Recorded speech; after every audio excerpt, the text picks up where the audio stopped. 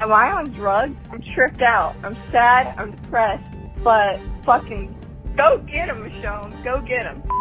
This week's episode was off the chain. Really looking forward to seeing what you all do next. This had to be one of the trippiest episodes of the entire series, and Danai killed it. Oh my god, what was that episode? 10 out of 10, but also, very confusing. I don't know, it was just a really moving scene to see, how much her life would have drastically changed if she didn't save Andrea. And also, Virgil should have died. I don't know why he didn't die. He should have died. Welcome back to a sad episode of Talk Dead to Me, the only Walking Dead podcast with the guts to start at season 10. Obviously, it's sad because this is Michonne's last episode, but you know what? We're going to get through it together. I am Johnny Odell. I'm the social media manager for The Walking Dead. With me, as always, Skybound Games producer Woody Tondorf and our podcast producer Alexandra August. Hello, Talk Dead to Me audience. Thank you so much for once again tuning in for our analysis. You can find us on all major platforms if you want to tell and share with your friends. And if you are already subscribing, we would love a rating. We would love a review if you got the time. I don't know if you guys have noticed, but all of the other employees went home. Yeah, that's strange. This is a complete ghost town of an office. Very quiet. Luckily, we are sequestered in our $1 million memorial podcast studio. Yeah, but we did have to eat Nigel. Yes, it was a brave sacrifice. A painless death. He lives on in all of us. Yeah. So while we're here, I thought, what better way to pass the time than playing some video games? Because that I agree. We make a couple of those. Yes, we make a few. We license out the Walking Dead name and all the great things. But currently, and you've been noticing that every Friday, I go off for 30 and 45 minutes into the streaming room. I have been wondering about that. Yeah. Is it clean? It's very clean. Oh, it's I took a black light and that begs to differ. No, we've got whole I can explain that, but that's Nigel. We're gonna blame it on Nigel. But I've been playing The Walking Dead Saints and Sinners, the virtual reality game. That's a fun game. That's so fun. And we mentioned it, a few weeks back. We've all when it was played first it here going. and there. You've been playing it way more than Johnny and I ever have, though. Oh, yeah. You've been regularly doing it. I'm logging easily close to an hour a week. And you know how it's set in New Orleans and it's had I just love that town. It's great to go there. And also with everything that's going on, it's lovely to go out and be oh, I'm getting outside without having to go outside. And also kind of testing out my skills within a post-apocalyptic environment. It's never felt more like training. I'm doing something for myself. And it helps. Then there was the coronavirus. Yeah, exactly. I was oh, okay. Well, now I'm good with arrows. So now this is great. And it's available on PC. It's coming to PlayStation 4 VR coming this spring. So that's going to be really great. And the Metacritic score is really good. It's 8.7. That's really good. And it's a 9 out of 10 on Steam for the Metacritic, as a non-gamer person who does not know about these things, Metacritic almost never makes it to the 80s on anything. Is that right? Only very good games reach okay. that sort of level because you're taking literally all of the criticism out there in the world and all of the ratings for every single group. So at 8.7 for a VR game, that's insane. That's fantastic. That's awesome. So yeah, it's super great. And they made actually an in-universe podcast for it. What? Yeah. Yeah, it's Alexandra actually had to review some of it because when they were making it, they sent scripts our way. Yeah, when I came on board back in July, this was a project that they were pretty far down the road with, but somebody at Skybound asked me to just sort of put in and give my expertise, and I read it, and it was lovely. It's a narrative podcast about a woman who experiences the apocalypse while she's on a true crime documentary hunt in New Orleans for ghosts, and then it's just her experiences as she basically live blogs from a haunted house in New Orleans. Yeah. While the apocalypse goes on, and it also feeds into the story, and the voice or the journalist is Mara Juneau, who was actually the voice of Krista in the Telltale Walking Dead games. Oh, wow. And there's a lot of really people who are wondering oh, hey, what happened to Krista? So if you're really looking for answers, Telltale fans, there's an alternate universe where Krista went and started this podcast called The Supernatural Skeptic's Guide to New Orleans, a Walking Dead Saints and Sinners podcast. That's fantastic. It's really fun. It really expands. When you start, I've sampled the game a couple of times, and having been familiar with the podcast, it's really, really fun to go in with that kind of immersive world already built around you. It's very cool. The sound design for it is terrific, and if she's doing it, Mara just really acts her fucking ass off through the whole thing. I really recommend it. The whole run is available on vrwalkingdead.com or anywhere you get podcasts. Mm-hmm. And all major platforms. You can get The Walking Dead Saints and Sinners on Steam right now. It's available for $40 in the standard version. The Tourist Edition, which includes unique recipes, collectible voodoo dolls, soundtracks, and the podcast, is available for $50. Or if you want to go for the full kit and caboodle because you're stuck inside like we are and you want to experience both the Telltale games and Walking Dead Saints and Sinners, you can get the Ultimate Bundle. It's 10% off right now for $121. That's awesome. All right, so on this week's episode, a little sad episode, we're going to do winners and losers. We're going to do Damn Classic Negan, a little ShipWatch, some voicemails, and later we're going to be talking with Kate O'Shaughnessy. Hey! She is one of our favorite reactors. We don't like picking favorites, but she's one of them. She's up there. She's up there my on this favorite list. guest. And she's coming back on the podcast to discuss this monumental episode. So without further ado, let's jump into winners and losers. Some people are winning, some people are losing, but it's The Walking Dead, so everyone turns. I love that. And I really hope we can get someone to produce it. And I love that you remember it every time. Can somebody else who listens to the show who has GarageBand or like is stuck in your home, like can you make some segment songs, please? This is horseshit. As sad as it is that it was Michonne's last episode, I'm actually pretty happy that she survived it, and there was some hope for the future. So let's jump into winners and losers. Obviously, in this episode, we got to see what Virgil's real plan was. It wasn't what he promised. Oh, my God. Kevin T. Carroll is good and scary. Kevin T. Carroll did a great job playing this whole jigsaw role for a second. And luckily, Michonne got out of it along with some survivors that she was trapped in. So that actually brings me to my first winner, which is the people who are stuck on the other side of the wall of Michonne, who I didn't think were real at first, but turns out they are. And they made it out along with the two survivors we meet at the end. Skipping ahead a little bit, but they made it out alive from Kevin T. Carroll's, aka Virgil's, weird ass island. Funhouse? Shroom very Fest? creepy. Murder World? That would be my winner. Alexander, who's your winner this week? The ayahuasca that Virgil was feeding all of his prisoners. Oh. Is that damn? Is that the substance? He clearly, I think it's obvious, he clearly gave Michonne some kind of hallucinogen or some kind of drug to mess with her brain because he's crazy and just this is what he does in his jail. I don't know why, but Very strange. Yeah, which was kind of a great narrative device to get us to look back at Michonne's history and see this alternate, mirror universe Michonne, which was so fun and exciting on its own. But I mean, literally, she pukes and then she starts hallucinating, which, as I understand ayahuasca, at least as it's been referenced on television over the ages, that's what happens. That's what you do. You just typically have to do it in South America. So. Alexandra actually did it right before this podcast. So 30 minutes into this podcast, it's going to get weird. Nigel's coming back. Yeah. Side winner, just nostalgia in general. I mean, we saw Andrea. We saw Glenn. We saw Heath. We saw Rick. We saw By the way, Andrea Daryl. looked amazing. I forgot how cute she was. And she was just, just rocking fall looks. Uh-huh. Yeah. I know. Did you guys think it was new footage or because I was kind of unsure at first. I did because those Laurie Holden really just popped off the screen in a colored way that I just don't associate with The Walking Dead because it's shot on film and it always has this kind of, gravelly. A little desaturated. Yeah, exactly. And this, because it was kind of gray out when they shot this, obviously, she, her white blonde hair, that sort of bluish purple. The blue popped, yeah. Yeah, it was so it looked new and looked recent, which I was like, ooh, they are bringing back Andrea Holden a little bit for this, kind of like they brought back Sonequa and You say Andrea Holden? Sorry. Laurie Holden. They brought back Laurie Holden, like they Ayahuasca's brought back the folks. They brought back the folks for for Andy's last episode. So that's true. Yeah, I mean, you can't send off a true A-lister without having him hallucinate a few other fellow A-listers. Exactly. Woody, who's your winner? My winner was, on that note, Evil Michonne. Oh, yeah. Although, I mean, look, it's morally gray, the whole deal, because as we've established, Rick is a villain and all of it, and these are the good guys. How? Quote unquote evil. Yeah, but we go off on the whole, do you guys remember this old video game called The Force Unleashed? Do I? And they had good, excellent. And they had the DLC where you could fight on Hoth and see how The Empire Strikes Back would have been if you had turned Luke and all of this stuff. Right. It felt like that. Here's where Michonne would have gone if she was naturally Negan's first lieutenant. And oh my God, she looks amazing. Yeah. To wit, you have the whole and you've talked about the whole sleeping raid with Rick when they all go and unceremoniously murder a bunch of people in their sleep. 50 people get killed. I think Woody, you joke a lot that Rick's a villain. I think one of the main elements of that argument among just fan discourse is the nascency of the battle with the Saviors, that they killed a bunch of people because Gregory told them to.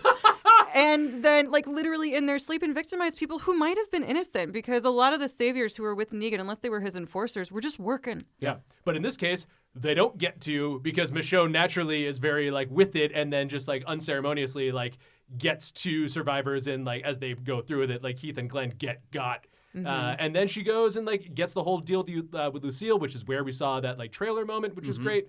It's been hard to bite my tongue because you guys are like, when is she going to get Lucille? And I was like, never actually. Yeah, and technically. I mean, they'd be like, it's never going to happen. They shot it for the trailers. I know so much about media. Yeah, it was kind of like hit the Dark Ray moment. And for the very narrow Venn diagram of people who like Walking Dead and This Is Us, which is me, the whole part about This Is Us is that like the father dies in a fire and they have to live their whole lives without him. Spoiler alert. Right. So this week's episode, we find out that is basically Sterling K. Brown's character Randall imagines what life would be like if the father had lived, and there's his version and then the real version where he becomes like a dick and he's like a party boy. Anyway, There's some parallels. Anyway, a lot of alternate realities this week on television. But that was, I mean, seriously, just the actual proof, like the actual hunkering down into like this level of villainy and seeing it played out in Michonne is again such a good example of one of the running themes of this season of people questioning like, what's the difference? Like, how close the short difference between good and evil in the show and humanity in this age? Yeah, right. By the grace of God, there go I. Exactly. That's actually my loser this week is Evil Michonne. How dare you? I know. Well, it's because how dare you? Details, please. Obviously, the saviors they don't think they're villains. They think they're heroes. They think they're saving people. That's why they call themselves that. But Michonne, obviously, the branding is strong. Yeah, but exactly. But we found out what would happen if she hadn't met Rick and she had met Negan instead and became a saviors and then actually led the whole lineup bashing. But eventually it didn't matter because Daryl ended up shooting her right through the shoulder, right through the chest. Yeah. And then Rick shoots her right to the dome. They used that old footage of Rick, which kind of worked. And that was trippy. And the savior lifestyle doesn't end well for Michonne. So I would say Evil Michonne is a huge loser because she did. And she didn't get a man's. I know, Alexander, who's your loser this week? My loser this week, to take it on a more serious note, are Judith and RJ, just because. Oh boy. I really, and this is coming from somebody who's lost a parent. I lost my dad when I was a kid, around Judith's same age, and so it's tough for me to look at that and be like, oh, they're fine. Yeah. RJ is a baby boy, and will boy. not understand why his mom is just gone, and Judith makes more sense to me because she tries so hard to be a grown-up, and it's very endearing. But seeing her, and it was kind of lovely seeing her genuinely like tell her mom to go on this adventure and to find the man. The brave man. Oh, Judith find the brave man. She is very disciplined when it comes to call signs only on the radio, by the way. That was really she's cute. like, RJ, get it together. We have call signs. So that, like, just listen, I get that Danai Gurira has a wonderful film career and is literally a member of the MCU, so it's wonderful. And I'm very happy that she is clearly going to show up in a Walking Dead movie and she and Rick will be reunited. So that's really exciting. But it did make me so sad that those two kids are just kind of quietly left behind. That is sad. And I think it's, she was like, listen to Uncle Daryl. So I think Daryl's probably going to be the pseudo-father, but it's also going to be more of like a it takes a village kind of situation, which will sort of raise them. And Judith's done a lot of self-raising herself. So, also another A+ episode from Kaylee Fleming. I mean, if I had to give an Emmy to anyone this season, it would probably be her. Kaylee Fleming's clear talent makes my jaw drop every week. Completely agree. Woody, who is your loser this week? Just to take a ride on the Hot Take Express like you were with Evil Michonne being the loser, I'm going to say Glenn was the big episode loser. Glenn got again. Yeah, that goes with my Evil Michonne's the winner because he walks in and she just no hesitation just caps Keith and Glenn, and then they go and shoot the whole lineup, and Glenn is noticeably absent because the dude got shot trying to come after the queen. Yeah, I totally agree. It was nice to see Glenn again, but then he got. And, I was like, oh, fun, Steven. Oh, man, yeah. So who do we think died in the lineup in this alternate reality? Carl. Oof. No, they didn't show it, did they? I mean, it was probably probably showed it from POV, so it might have still been Abraham. I think Abraham probably because That's what I thought. Yeah, he's a big threat, and then maybe they leave it at that. And he's kind of he's the guy, he's more entertaining than anybody in the Saviors, so you got to get rid of him just for charisma's sake alone. Right. Yeah. And she didn't get Daryl, she didn't get Rick. Also, can they do a character or actor's last episode without hallucinations or dream sequences? Like Excellent with point. Tyrese, he hallucinated seeing Lizzie, Mika, and the governor in that room as he was dying. With Rick, obviously, we got the whole mother load. We got Herschel, Shane, Sasha, and then literally every character who's died in a giant body pile. I didn't think that could be topped. And then here we open the episode with Andrea, and then we eventually see Negan, Glenn, Heath. I mean, This is a parade of hits, and her stopping to look at the paint, like the wall of paintings with everybody right at the hilltop too. Like this was nostalgia bone nailed. Like it definitely arrows was. to the heart. Oh, it was. Yeah, it was just doing hits of nostalgia left and right through this entire episode. Just a parade of it as we just trip through time and space. And even though he was just a dream, we have to mention it. It's time for one of our favorite segments. Damn! Classic Negan. Damn, classic Negan. It never ends. I know, and I know that this is alternate reality Negan, but I love alternate reality Negan. He never changes. Give me that fan fiction. Oh man, he compliments Michonne's balls. Yeah. So is that your favorite? Is that your damn classic Negan? Honestly, no. I kind of like Michonne essentially being Negan and raising that bat with the same amount of like vim and vigor and joy and just badassery that Negan did several seasons ago. Damn, classic Michonne. Yeah. Yeah. We'll have to. Yeah. I mean, Negan marveling like, oh, look at the size of your look at the size of your lady nuts. Like, excellent. Yeah, absolutely. That's the to take a swing at the big guy and to show absolutely no fear. Like you can see, like the dude has a great eye for talent. 100%. He sees it in Carl. Yes, he does. He sees it in Sasha. Sees it in Michonne. The man recruits well. If he was a college football coach, I'd be like, his recruiting classes are always stellar stuff. 100%. Great sports segment, Woody. Take the rest of the day off. All right. Now we're going to go on to another segment called ShipWatch. There were ships. 2 of them. One made it. 1 didn't. This has been ShipWatch. Perfect segment. Now, before we get into voicemails and our guest, we're kind of speeding through this so far. This, like we said, but this is Michonne's last episode. This is, it's possible we see her in a future movie. The ending where she joins that massive caravan. I will be pissed if she is not in a Massive future caravan. movie, and we do not understand what the hell that caravan is all about. I know, and also, hey, Rick has gotten really good at doodling. Like him, sketching on that iPhone. Do you think that was Rick? You think Rick that was a Rick joint? Who else did Does it? he Who speak else would draw Japanese? his own daughter and wife? Oh, I think somebody. I'm sorry. Wow. How did I jump in? So one of them has dreads, and the other one has a hat. He doesn't speak any Asian languages, and there was one represented and scrawled into that thing. So unless he was telling someone was that how to, I didn't want to mention that. Was, is that like Korean or Japanese or something? I thought immediately Korean, but I don't have the expertise. I'm not sure if anybody listening could identify that. We're very curious to know. Also, Rick did a good job sketching what Judith looks like now instead of what he remembers her to be. Yes. Because he definitely sketched Kaylee Fleming then instead of the little girl with that the curly hair that he left behind. And I imagine that she's wearing my hat. And maybe she has a tiny sword, and she has braids in her hair in very specific places. This is what the braid pattern looks like. And she looks like that actress who played young Rey in Force Awakens. Where are you guys going with my boots? No, I want my boots. I want my boots. No, give me those boots back. I want to smell him. I hadn't really. I had up until right this second, I had thought about Rick convalescing on this fucking comfort boat or whatever, describing his kids to a person who is doing scrimshaw on a fucking iPhone. I don't might know. be happening. What is wrong with me? So, since it is Michonne's last episode, we have known her since technically the end of season 2, but we've known Danai since season 3. They did different actresses. What have been your favorite Michonne moments through the Walking Dead series? For me, I'll start. It's when she and Carl finally, they had a bond, but they really started bonding in season 4 when they went on that supply mission to that town, and she ended up, giving him that papier-mâché cat. And, it's, Michonne always, as many vicious, awesome, badass moments she also has the same amount of sweet moments with all of our main characters. Yes. And that's always been a treat for me. So that papier-mâché cat moment really stood out for me.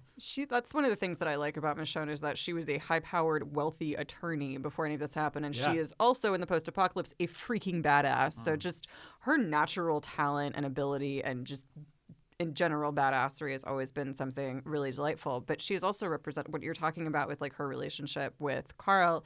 Reminds me of just the general relationships that adults have with kids that aren't their own in The Walking Dead. I think that this show and just the comics and just the story in general is really good about having those relationships begin as person to person, as opposed to I'm older, you're younger, do what I say. Right. These two characters that would fit into these stereotypes are not acting that way, which is intriguing and nice. I always liked her relationship with Carl. It's interesting that you put it that way, because I'm starting to think now how the percentage of parents in The Walking Dead whose kids are their own as opposed to their adoptive kids, and I think it skews way towards kids that aren't their own. For sure. Yeah, I mean, totally. you look at Aaron, you look at Michonne, you look at, even Daryl with Judith. Earl. Yeah, I mean Earl even. Like Earl for sure. Pour one out, hardest motherfucker to walk planet Earth. Oh, man. R.I.P.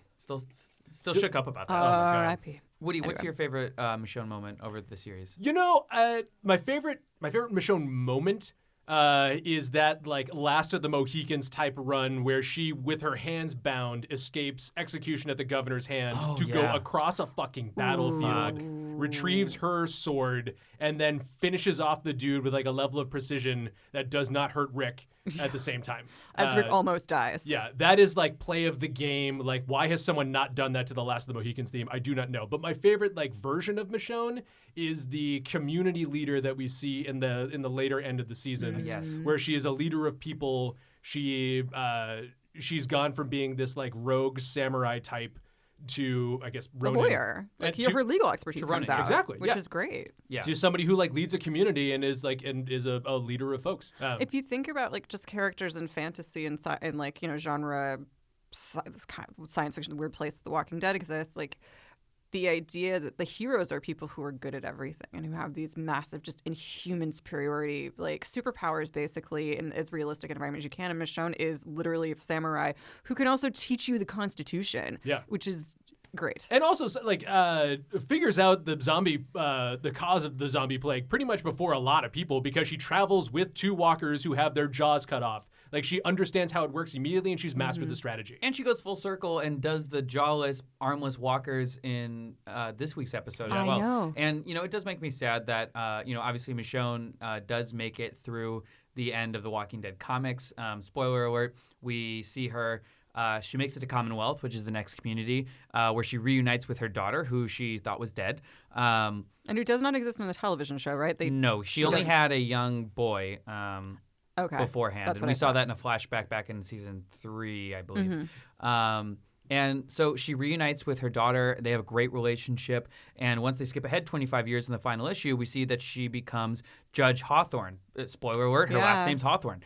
Michonne Hawthorne. Supreme Court Justice. Supreme Court Justice of Commonwealth, which is now like the big, final sort of community. And I'm a little sad we'll never get that. But, Angela Kane's always good at remixing storylines, so maybe that goes to someone else. Maybe RJ becomes the Supreme Court Justice. Who knows? RJ is going to become a serial killer. I have no doubt of this. This poor, sweet boy. His face is so blank when all this shit is going down. Alexandra, what's your favorite Michonne moment? And by the way, we had a whole Michonne hiatus episode, so if you want to hear even more about our takes, go back to that episode. But to remind us, Alexandra, what is your favorite Michonne moment? The first time she and Rick get down. It was so cute and hot, and I shipped it immediately, and they were such a great couple. It was, and it wasn't like a forced thing. No. It's something that they had been building up, and, there was some flirting when they first got to Alexandria, and they were cops together. There was a little side-eye. It Even though was definitely Jesse, like a little, like that was a slow burn. Like she came on and she was basically feral. Like Michonne was very weird about relationships, and she really humanized and kind of relaxed. And Rick had just lost Lori. So the idea of them together, as I remember watching that show at the time and just being like, not shipping them at all, hadn't read didn't know what to expect from the comics or anything, but was just like, oh yeah, not at all. But then they work together and they have a friendship and they're doodle cops together. And that's hilarious. And then eventually, literally, they accidentally touch each other's hands one night in Alexandria. They both look and they're both surprised and yeah, this is a great idea. And it caps off Carl likes it. Like one of the best episodes of all time, and, and probably the funniest episode of all time with the whole Jesus caper. That's just like a slapstick Benny Hill chase type thing. And Jesus ends up in the room and he's like, guys, we got to get to Hilltop. And they're both like naked and they both like get up like, you know, oh my God. Rick with a gun, Michonne with her katana. Yeah. And Jesus is like that oblivious kid that just can't read the room. Oblivious quotation marks. Yeah, Jesus knew what he wanted. He's been in there for the last 30 minutes. He's like, I want to see both these people naked. Yeah. Jesus. What's the best way to get both these people naked at the same time? I know. All right, now on to voicemails. This week, we asked you guys what your favorite Michonne moments were from The Walking Dead, and we got a lot of amazing responses. Shout out to everyone who called in and left a really sweet message. We're sorry if we didn't get to all of yours. Maybe we'll play some next week. But anyway, if you guys want to be on the podcast in the future, make sure you call 213-536-1275. And we have voicemails at the top, as you guys have already heard. And then we're going to have voicemails now. So make sure to call in every week, and you might make it on. We love every single one of them. Danai, my name is Claudia Nichter. I just want to say thank you for bringing to life my favorite graphic novel character ever. That favorite graphic novel character ever. That is a big designation. There are so many graphic novel characters, and Michonne being the best is great. And the fact that you love Danai's portrayal of her really seals the deal. There are at least 13 graphic novels out there, as I understand. At least. Oh, there's 14. Really? Mm-hmm. Oh, I got to read that one. That can't be true. All right, next one. Hey, Danai. My name is Cynthia from New York City.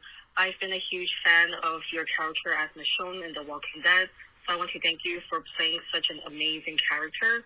Best wishes to you in your future projects. Thank you. I second that. Danai has been killing it, and I've said this in previous podcasts. When I saw her absolutely destroy it as the Dora Milaje leader in Black Panther, I was like, oh, fuck, she's leaving. And sure enough, like literally a month later, Danai planning on leaving The Walking Dead. And I was like, God damn it, but yes, go girl. But all the Walking Dead fans just being like, and world, meet Danai Gurira. Enjoy. I know. Exactly. The Walking Dead is kind of like the MCU's like AAA baseball team. It really is. You get some reps in a couple years, they see if you've got it, and then they give you a shot at the show, and then like there's some people really hit it big. I mean, yeah, we have John and Harry Berthal, Potter. Yep. And we have Ross Marquand, and we have others. Danai and Gurira. now Lauren Ridloff, who is going to be in the Eternals. Hell yeah. Where is Connie, by the way? I don't want to talk about it. Okay. On to the next. Hey, it's Mama Deadhead. I'm going to try and keep it as short as possible and also try not to cry. Just a huge thank you to Michonne and Danai for being on the show as long as she has, because she is an absolute gem, and we are just incredibly lucky to have had her for any time whatsoever. And thank you to Danai for just being a massive, massive inspiration to, you know, like little girls and little girls of color and women of color and just women. I feel like even though it should be in media more, we need more characters that are badass and empowering and just like radiate all of what women can be. And she's just such a beautiful example of that. And I feel like I'm going to cry because I'm so sad about losing her, but I'm just so genuinely excited about what is going to, you know, come next. If Michonne does die in this episode, what comes next for Danai, because wherever she goes and whatever she does, she is always going to be a huge inspiration to me and just the entire Walking Dead fan base. All right, bye guys. That was really lovely, Mama Deadhead. Thank you again, friend of the podcast. There's really not much to say to go on to that, so I'll just make a quick joke. I feel like you failed at both of your top points. I think you cried, and I think it went on just maybe a little long.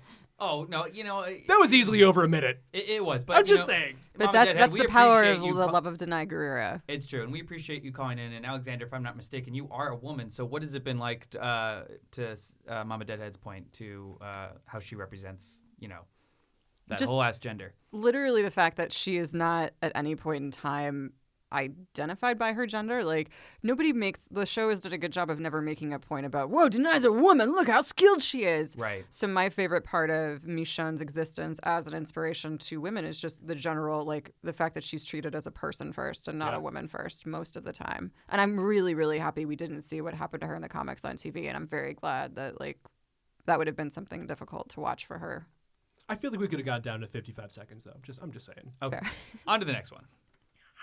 Yes, my name is Cheryl, and I was calling to say goodbye to Danai and to thank her for all the wonderful episodes in The Walking Dead. I am a newbie to The Walking Dead. I've been watching it on Netflix. I wish we could get it easier than that. I don't have TV anymore. I refuse to get one. But Love anyway, Yeah. love the show. She is my favorite character. She and the Rick character, and I am going to terribly miss them. Hopefully they'll come back. I don't know. It just seems like it's just so final. It won't be the same without them for me, and especially her. But anyway, love you, Danai. I hope you have a wonderful, blessed career from now on, and hope to see you and other things very soon. God bless you. Well done, Cheryl. I'm gonna miss her too. Yeah, Cheryl, I agree. And I've been trying to secretly kind of powering through this podcast so I actually don't get emotional about it. But it is sad. I mean, we've known about this since last Comic-Con when she made that big announcement, and it was a surprise then, and I've had time to process it. But it is finally hitting me that she won't be in the show anymore. But I can assure you, I've seen the other episodes. Drink. And even though there is a Michonne-shaped hole in the show is strong enough that it can still power on, and I encourage everyone to keep watching because it is still has such amazing casts that can carry it. And if you don't think Michonne's going to be in the movies, I don't know what to say to you. Like, studio executives are, yes, sometimes very dumb people who wouldn't recognize any of the brilliance if it came across with my name in a script. But sometimes they're very smart and they recognize that Danai puts butts in the seats. It's gonna happen. Danai and Rick touching butts. Butts boy, in the seats. I can't Come wait. on. I mean, I think that's one reason where I've been moved by this. I was moved by this episode, and it really reminded me what an amazing character Michonne was, and what a great pleasure it was to have Danai on the screen at any time. So that was sad, but on the other hand, I'm like, and checking my watch because now I want to see her in a Walking Dead movie. I can't wait. I can't wait either. All right, next one. Michonne was my favorite character ever. She never gave up and always did what she thought was right. She's a survivor, and she made me to the person I am today. Thank you. Wow, did not expect that ending. What a cliffhanger! Oh my god, It's amazing. There's a dude walking around right now with a katana and a tarp and dreads. Just living his best a samurai lifestyle. Good for him. Yeah, leading communities. And, also shout out to Michonne for being one of the most recognizable characters in any kind of media. I mean, if you see the dreads and the katana and the outfit and everything, I mean, that is Michonne. That is, I hope she makes it into a future, Mortal Kombat or Tekken or something like that. They already have Negan, so guys.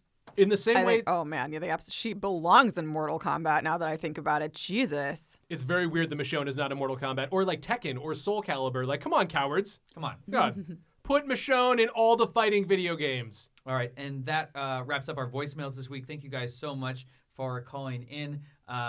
Again, that number is 213-536-1275. We tweet out a voicemail question pretty regularly, so make sure to check in every week, and we will try to include them in the show. Oh my God, I just realized. What?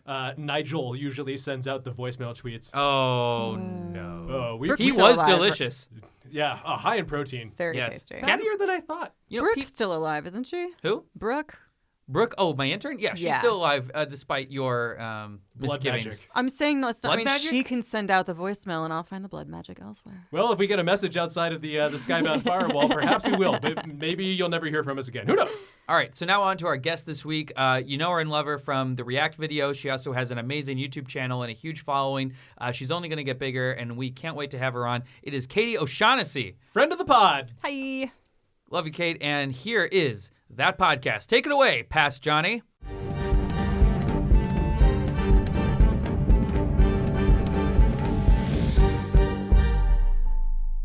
All right, you know our next guest from YouTube, Twitter, and of course her famous appearance on this podcast last year. She described her channel as talking about shit she loves and getting excited about it. Well, we're excited to chat with her again. It's Kate O'Shaughnessy. Kate, how the hell are you doing today? I'm doing pretty good. Thank you for that lovely intro. You always make me feel so special. You know, we try. So obviously the world is in a very strange place. A lot of people have compared it to The Walking Dead.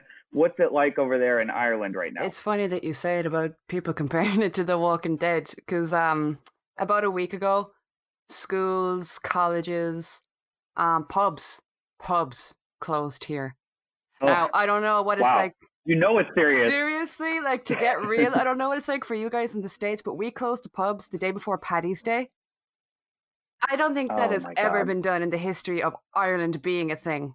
So, like, it's getting serious, but we're handling it pretty well. But we had to do my grandmother's shopping a few days ago because she's like total lockdown, no visitors, not leaving the house, and we were driving to the supermarket, and it was me and my mom, and it was tense, you know, and there was nobody on the roads, no one on the streets, and it was just so tense and awkward. And she just turned to me and she went, "Hey, don't you kind of feel like Rick though, going into Atlanta, but like, you know, minus the horse?" And it was the first time I have laughed about this goddamn virus since it broke out. I know. Isn't it like, I'm so tired of talking about it and hearing about it. Like, I really wish we could skip to the part where it's over. Yeah, like it's all. I saw a meme where, go ahead. No, I was gonna say it's all anyone talks about at stations, music, Twitter. It's the only kind of topic, you know. I know. I mean, you have to talk about it. I saw a meme where it's like what you thought you were going to look like in an apocalypse, and it's like Rick Grimes, and it's like what you actually look like, and it's that Daniel Radcliffe thing where he has like the two guns and his slippers. I fucking love and, that like, picture. That movie hasn't even come out yet, but it doesn't need to. Like, we already have enough content. It gave the world that right, meme. so, That's all we need. It's done its job. Oh my God, I know. We're all doomed. All right, so we got to talk about this week's episode of The Walking Dead, which you just watched. Michonne, last episode. When it's a big character's last episode, they always do it big. You know they're going to add some dream sequences and hallucinations. What are your immediate thoughts after watching it? When it comes to dream sequences, like, people are always going to be split on them. Like, people either love them or they hate them. I kind of just like seeing how they're done. I roll with it, and then I kind of make, you know, come to my own conclusions or whatever. I liked this. I think it was, the way it was done, it was so weird because it wasn't your typical dream sequence. It wasn't like what you'd expect. I mean, first of all, poor Michonne, she was tripping balls. Like, for the first few dream sequences, I hadn't a clue what was going on. I was like, what? Why'd she walk away from Andrea? What's that about? Okay. And then, like, it was just... I think it was more the concept of what was going on in the hallucinations was more interesting than the fact that she was hallucinating. God help us, like, you know, feel bad for her. But yeah, like with the Andrea thing, with it opening with her walking away, and then we kind of go back to that. It's like I've actually talked to my boyfriend about this as well. What I got from that was that moment with Andrea. If Michonne in the beginning had walked away from her, it would have been the domino effect, and she probably would have never met Rick. She would have never done anything she had done, and the show was kind of saying that she could have ended up a savior. Now, I kind of disagree with that idea. I get the what could have beens, but at the same time, I'm like, I don't think it's in Michonne's nature to have ever stooped that low or ever done anything, regardless of where life had taken her. But yeah. I agree, and it's not like this is definitely what would have happened. This is just what she imagines what could have happened. But, you know, there's a trillion different possibilities of, you know, what actually would have played out. I don't think she would have been as evil as, like you said, but I did like that they showed the saviors in a more, like, sort of sympathetic light, whereas, you know, it's Rick's people who are the villains. Like, they're the ones who came into that, you know, complex at night and killed everyone in their sleep. So it made sense that Negan, like, took his revenge in that lineup. Yeah, and I think it is interesting too, because, like, when the lineup went down, fans were, like, super split, because you did have people saying, like, oh, like, you know, everyone hated Negan and people were going in on him. But then you had kind of another small handful of people saying, well, we've been with Rick and his group since the beginning. Of course we're biased for them. What if we saw it from the other side? So I kind of like what you said like that, because it like, in a way, I don't think I'd sympathize with them, but you would more see where they're coming from. And like that with Michonne. Dude, with Michonne in the lineup, that just came back to me there with her standing like, what? What the hell? My mind is blown. I know people are going through real, like, life shit right now around the world, but I will say it's been hard for me because ever since they had her with Lucille in the Comic-Con trailer, I've known since then what that meant, that it was all a dream sequence in her last episode. God. This was actually, like, the second or third episode they actually shot in the season because, her time was short. So having to live with that for so long, I mean, I feel like I'm the victim here, I mean, I couldn't say anything. It was very hard. Fucking hell did you sit on that with the amount of people who were like putting up their conspiracy theories and their ideas? How did you sit on that? You deserve a medal. Not even joking. I don't know. Thank you so much. I really appreciate it. If you were in that situation, who do you think you would be hallucinating? Because they always like doing these kind of hallucination episodes, with Tyrese and with Rick, etc. You mean if I was Michonne, who would I be hallucinating? If you were Michonne, yeah, and Virgil's giving you the happy drugs. Well, first of all, I probably would have I'd have beaten Virgil to death with that apple he left me on the floor. I'd have been like, no, I'd have made a jailbreak long before. Good luck trying to drug me, buddy. Cut your ankles off. That is a perfect answer. So do you think it was a fitting end to Michonne? I mean, it's possible we might see her in the movies, eventually, but how do you feel about her exit from The Walking Dead? It's funny with like characters, whenever anybody leaves, it's so sad and it does suck and you kind of feel their absence as long as they're gone, basically. But I do like that we got some sort of conclusion. We got some sort of end to her story instead of just like her kind of popping off into a field, running off into the distance. We did get a conclusion. And I do like that, like you said, it kind of feels like it was left open. And maybe she could pop up in the movies, and I'm hoping she does because she deserves resolution. And did you see her face when she found the boots? Oh my God. If she doesn't find Rick, I swear to God, I will walk to Georgia or wherever the love of God. It's filmed, and I will just force the two of them together. Like, guys, come on, one reunion scene. All we need. Yeah. And also, who knew Rick was such a good doodler? Like, I mean, he was not only doodles, but he etched, Michonne and Judith into that iPhone. I mean, that was pretty impressive. That was so weird. Why? First of all, where did he get the iPhone what a from? Weird thing. Because we never saw my man with an iPhone. And two, why didn't he just get he got taken with Jadis. So did she not have a USB or a charger or something or solar charging or some dumb shit that he could have powered on the phone and I don't know, used an in-app doodler or something? That was so weird. Yeah, and so when I see the episodes ahead of time, I usually get it before they add the visual effects. So when I was watching this episode, I've seen multiple versions of it. I never saw how big that caravan was. It just would cut to a black screen that said insert caravan. So I just assumed 6 guys in a van. And then when I watched the VFX cut the other day, I was like, holy shit, this is 10,000 people. This is a Game of Thrones level army. Who are these? What is this? Well, how do you get given the episode without the special effects? That must be the weirdest, most unsettling thing. Oh my God. Yeah, and also the cuts that I usually see are extended. They're longer than you'll see on the show. So I saw that you interviewed Lindsley Register the other day. I hope I'm saying her name right. And there was a scene where she and Eugene hooked up in the sanctuary when that was still going down in season 8, I think.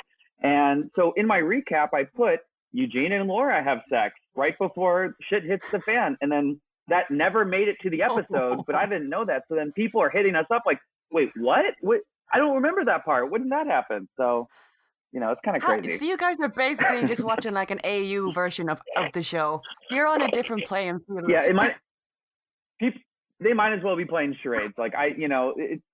It's crazy. But anyway, losing Michonne, and when we found out that Danai was leaving last year, I was like, oh man, at first Andrew, now Danai, I was a little pessimistic about the show, but I think season 10 has really proved that the show, as much as we're going to miss her, can survive without her, especially from performances from Norman and Melissa. How do you think the show is going to do without Michonne? Well, the thing about Michonne, I think that's going to hit people is the fact that she has been in it for so long. With Rick, there's some kind of characters that just they're staples, and you just even whether you love them or hate them, whatever, they are the show. You know what I'm saying? And I think when they're removed, there is kind of like an adjustment period. Like I remember when Rick left, the amount of people saying, I keep waiting for him to pop back up. It's so weird. But like this season has been probably one of my favorites of all time. And I never, dude, I never thought I would say that. Once Rick left, I was like, no way. So like it's gonna be weird getting used to stuff without her and without seeing her around the place. But like she has Judith and RJ to kind of carry on her legacy, and like you said with other characters, like with Darren and Carl. First of all, I love them, the two of them. They're like two of my favorite characters. But like more like with Magna and her group, and with other newer characters that are coming in, that they might get some more kind of time to shine, with screen time, and like. Dude, I'm here for that. Like, I loved Connie so much, and I hate that I'm saying that in past tense, but we don't know what happened to her. Oh. Well, Magna's alive, so you never know. Look, until we see a death, until we see someone get ripped to shreds, I don't believe it. And that is the hill I will die on. I'm waiting for her to turn up. But... Hashtag Madison's still out there. Don't, dude. Oh my God. Every time I see that, I like, actually don't know. When it comes to Madison, I'm like, she's dead. She's deader than dead. Well, I know. Look, they went back to that stadium, and there was a bunch of, burnt up walkers. I don't remember seeing any of them that looked like Kim Dickens. I'm just saying. I'm just saying. I know. So now that we've gotten through the Michonne episode, after episode 12 last week, I could not wait to see your reaction to it. And I think a lot of listeners probably did the same, where we once you're like, all right, reaction's up, I was like, fuck yeah, let's look at this. And it did not disappoint. And I know you've done like a chat about it and the reaction and after episode discussion, but how are you feeling now after the dust has settled with Negan and Carol and Alpha? Dude, I've said it and I'll say it again. I honest to God I think that's the best episode of the season.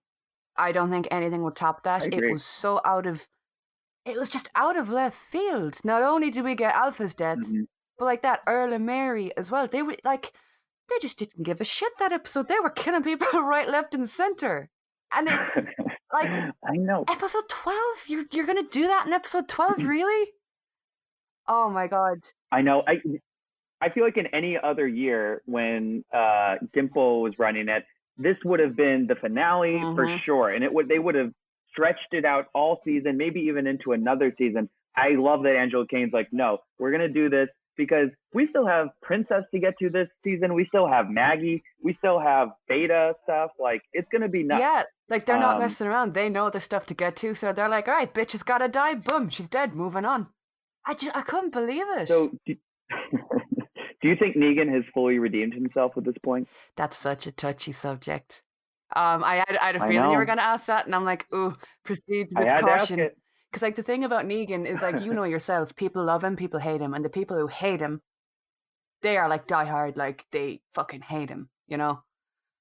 I think you can appreciate a character and watch them grow and change and not like love them. You know what I'm saying? I love Negan. I think he's an incredibly well-written character. Jeffrey kills it with him. I think he has in ways redeemed himself. He can never undo what he did, obviously. You can't change the past. But he's making steps, you know? Making big steps. And it'll be interesting to see, because in the comics, even though he had done that, he was still kind of, shown the door in Alexandria. They're like, yeah, thanks, but... Get out. Yeah, maybe leave. Maybe get out. Maybe find any other community. Heard there's a caravan of like 12,000 people nearby. Want to skedaddle over there? But I think Jeffrey Dean Morgan is to blame for people sort of like on the fenceness about this. Because I think if it was anyone else, people would be like, no, fuck Negan, no matter what. I don't care what he does after this. But Jeffrey Dean Morgan just brings such a humanity to it that you're like, I can't be mad at this guy. Dude, I totally agree. Because I've gone back and I've been doing a rewatch. And, like, honest to God, like, Jeffrey, like, I think it's more kind of facial expressions and, like you said, bring in the humanity. And it's, like, the sadness he has sometimes in his face that he kind of brings out in Negan. That, like, I'm watching old episodes and I'm forgetting some of the twisted shit that he did. And I'm like, oh, my God, how am I feeling bad for this guy? But then you watch current episodes and it's like, he has humanized him. And he's not, like, evil, like, villain. He's just Negan. You know what I'm saying? Oh, yeah. I do. He actually, Jeffrey Dean Morgan, I don't know if you saw it. We post, the React compilations on Instagram as well, and he actually commented on it. Did you see that? Oh, no way. Which one? He said, for the one for episode 12, the big one, he said, my favorite post of the week during the season. This one's a bit different. Negan only got called an asshat 15 to 20 times, as opposed to the requisite 200 plus times. Not sure how to take that. Be safe out there, folks. No, I didn't see that. Oh, it's so great. And I love his posting. Like, he has his farm, he has his animals and his family. Like, I feel like he's apocalypse ready more than any of us. But that's the most Jeffrey thing ever. Like, I've been kind of avoiding Twitter lately because I feel like you really got to dip in and out of it because things are so heavy. I think it is good to take breaks. But I went on sometime yesterday or the day before, and I swear to God, it was just pictures of animals. And I was like, Jeffrey's up back on his bullshit. And it was just him, like, chilling on his farm. I think he was getting rid of Christmas trees or something. And I was like, in March? Okay. All right. But yeah, he's ready for the apocalypse. He really is. You said in your 10-12 chat that Alpha stirs up emotions in you more than most villains, especially as a female villain. Why is that? First of all, thank you for watching my chat videos. Oh my God. Word. Yeah. Because I think like that with a lot of villains, it is kind of easy to be on the fence. It's easy to see traits in them that you might see in yourself, or everyone has those or but moments with characters. So it's like, oh yeah, they're fucked up, whatever. But I feel like with Alpha, for me anyway, there's none of that. I don't find myself saying, oh well, she's a bit twisted, but with me it's just straight up. No, like I'm happy she's dead. I'll miss her evilness, but I'm so happy she's dead. And Samantha, I've been binging her movies lately. I watched like Minority Report and The Libertine. She is just, dude, she's incredible. She's absolutely incredible. And like that, like with Jeffrey, it's all in the face. She can say 1,000 words without even talking. She's just, But yeah, I hate Alpha. Yeah. I'm like, no, thank God the bitch is dead. I know. I was shocked when they announced that she was going to play her because I was waiting for the announcement and I was like, huh. And I was kind of like the kombucha girl where I kind of go through like a wave of emotions pretty quickly. And then I landed on like, wow, this is going to be amazing. She's such a good actor. And it's so weird to hear her natural like British accent because, she's gotten that southern drawl so down. The border. It's weird to hear her. Get my daughter. To the border, beta. But that fucking drawl. I know. I think Daniel Craig must have gone to the same voice coach for Knives Out because I actually grew up in the South and a lot of people don't talk like that, but I do appreciate it's like old timey South, but I still appreciate it. So what do you now that the Michonne episode is out of the way, what do you predict is going to happen with the next 3 episodes? Honestly, like if you'd asked me a few episodes ago, I might have had some sort of predictions, but after what we've just seen, I'm like, dude, anything could happen at this point. We've had fire, we've had 3 deaths, we've had an exit, we have a new community apparently at the end of Michonne's episode. So I genuinely, I don't know. I hope we see more.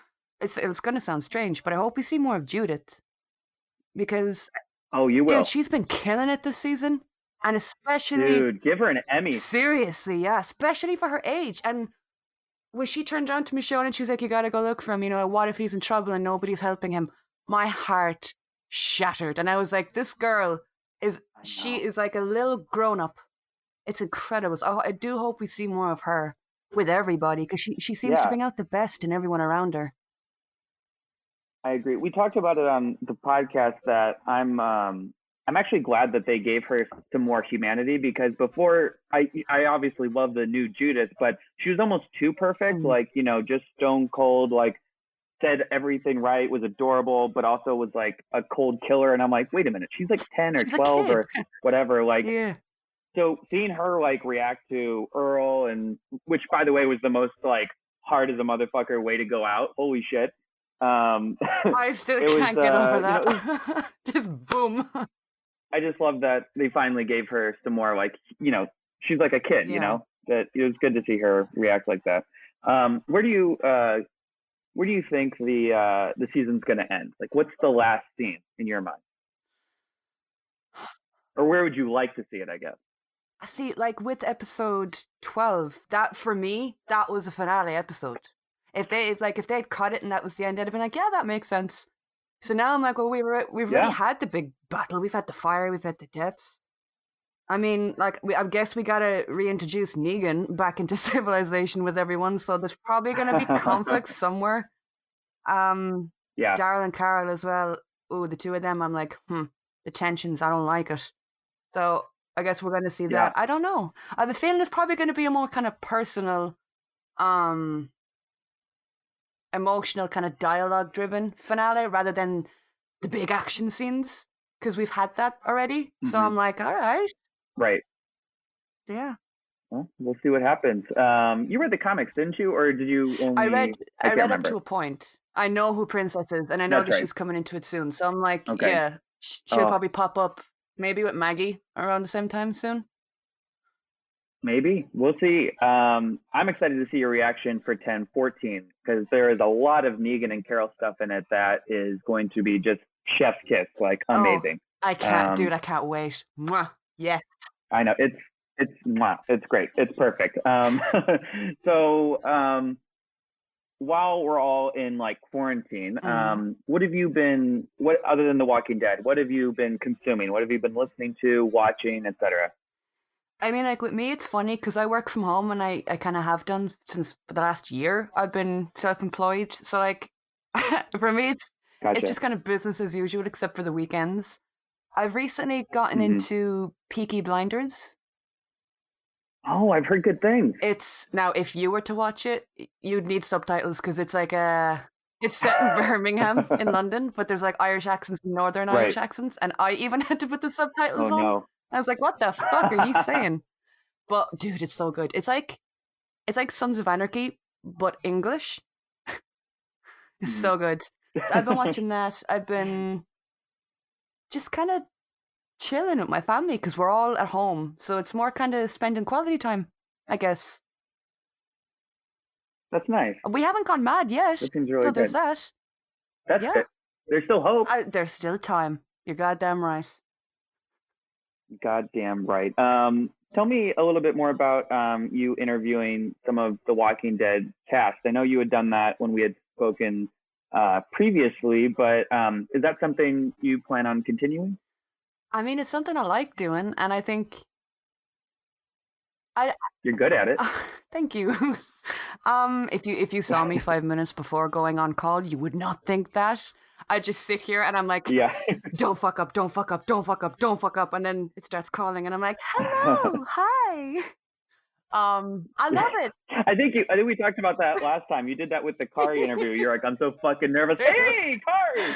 Yes, but I do that anyway. Like, I do this really weird thing where when I get nervous, I get the shakes. Like, I physically get the shakes. I don't know why. And dude. Yeah, seriously. And if I'm trying to like move my mouse to call someone, my whole fucking hand is shaking, and I'm like, stop it now, stop. Like, I love it. I love hearing people's stories, and like with the Walking Dead actors in particular, I feel like getting to just talk about life things as well and hear kind of behind their characters and stuff. It's definitely something I'm interested in doing. But getting yeses is another thing. I'm sure you know.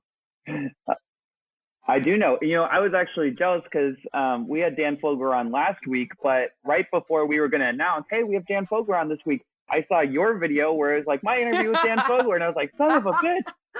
Dude, I saw that. But no, you posted it, and I was like, I was super psyched for you.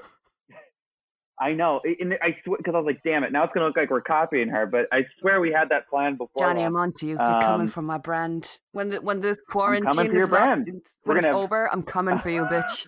I'll just arrive in LA like, where are you at? Huh? Oh my God. You just have like a pitchfork and be like, no. Jesus Christ. That's crazy. So what else do you have going on after this? Obviously doing more Walking Dead reacts, but they just announced that World Beyond's getting pushed to fall, which is a bummer. So what do you have planned for the channel? I mean, I was kind of bummed about that, but at the same time, you know, there's so much that goes on behind the scenes that we don't know about. So I'm like, okay, I'll roll with it. I'll be bitter, but I will roll with it. Yeah, I'll probably just keep up with like the Walking Dead reactions and ride with Norman, which oh my god, I'm loving that. Oh yeah, it's a good season. It's do you watch so it far. too? I do. That Ryan Hurst episode though. I know. That's and I love that you did a react for it. Like it's just fantastic. I'm just glad that they're such good buds. You know. And it seems like such a mismatched pair because like you see Ryan he's so chill and zen, and then Norman is just chaotic energy, absolutely mental out in the world, and you put them together and it's like this is either going to be brilliant or a disaster. But yeah, I'll probably keep up with them and hopefully more interviews. I've cast the net out a bit, reached out to some more people. I'm waiting back on some hopefully yeses. I'm sure and the more people that you get, the more they'll see that and be like, oh, this is like legit. Like I hope so. We should talk. So I hope you can get who's your white whale? Is it Jeffrey? Who's my what, sorry? Your white whale, kind of like the one person that Jeffrey. And the funny thing is, I feel like he'd be down. I like, mean, isn't he on like a first name basis with you? Yeah, like we kind of talked about it and we had arranged it, but he was doing something. He was filming something. I think it was either The Walking Dead or I want to say Postcard Killings or something.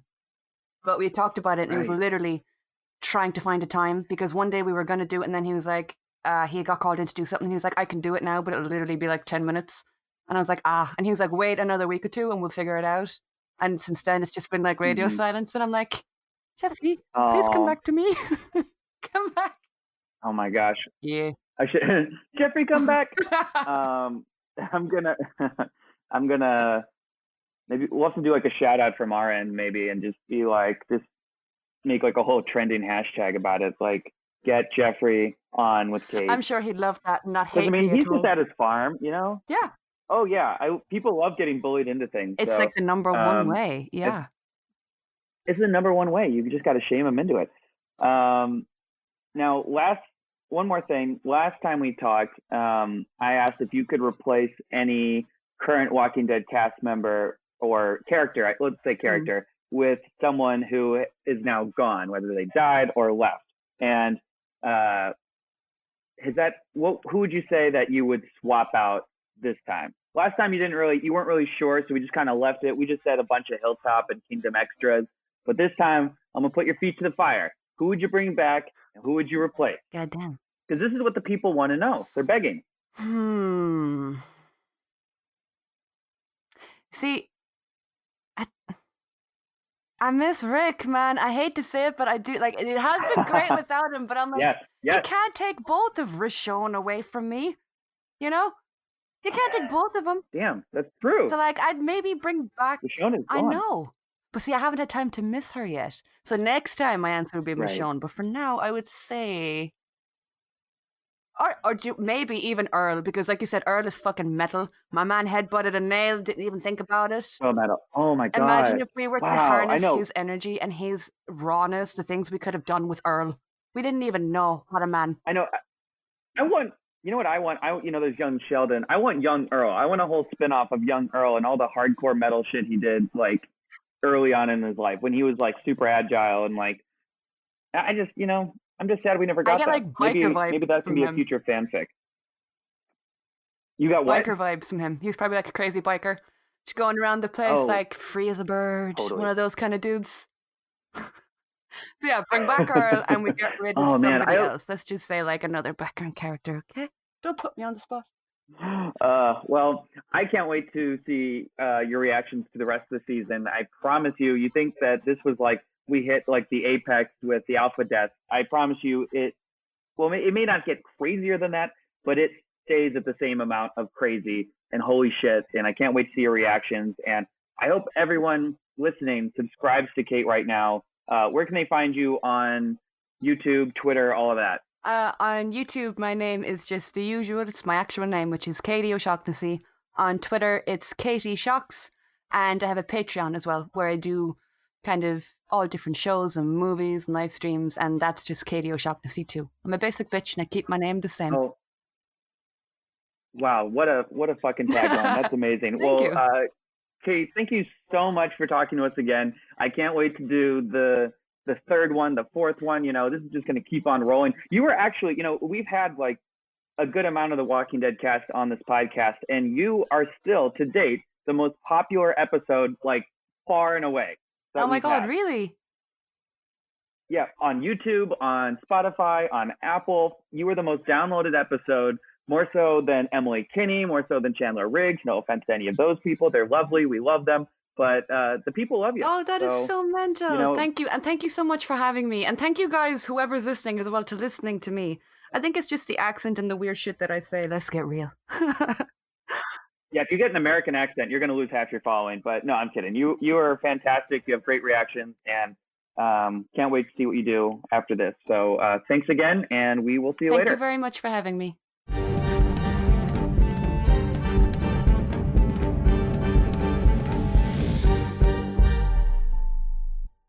That was hilarious. Ask Johnny was great. Past Johnny was amazing. Kate really had a sweet take on Michonne, and we all, like I said, it keeps hitting me, and I probably won't get any sleep tonight crying over it. So I don't know how to tell you this. You are weeping right now. I am. Yes. You're actively leaking. Is that what this water is? Yes, it's coming straight from your eyes. Human emotion. That wraps up this week's Talk Dead to Me, guys. Thank you so much for listening. Thank you so much for subscribing and talking about it on social media. We love your comments. Keep commenting. Keep giving us your Michonne tributes. We can't wait to read them, and maybe we'll include some in future podcasts. We'll see. So long, Virgil. No one enjoyed you. You don't think he's coming back? Fuck Virgil, dude. May I have some of those drugs before you leave? Oh, my God. And also, Caravan? Michonne didn't seem like it took too long to sail away to this island. This caravan is not too far from our heroes. Right? Are we going to see this caravan again? Can they hear it? So is that Daryl? Good question. When I first saw this episode, spoiler alert, they didn't use 10,000 extras. It's all CGI. So when I first saw it, it just said, it was a black screen that said cut to caravan. And I said, okay, I just assumed 10 people in a van. And when we watched the VFX version just a day ago, I was like, holy shit, this is 1 million people. Where are they going? So hopefully this all gets answered in the movies. God knows it won't in the rest of the season. Spoilers. But we will see you guys next week. Thank you so much. Happy birthday, Nate. Happy birthday, Nate. Happy birthday, Nate. Seriously, I think everybody left. I think so too. It's weird because literally no one's here. I had to break in through the front door with my elbow. Isn't it nice working at a company that's essentially apocalypse training? Absolutely. I'm literally holding Lucille right now. Yeah. You really are. No, that's going to protect you. And that is real barbed wire. You are bleeding profusely from Everybody your hands. went out and grabbed the Nigel. TP. Oh, shit. Oh, Nigel's still dead, isn't he? All right. Cut. Did he have any TP?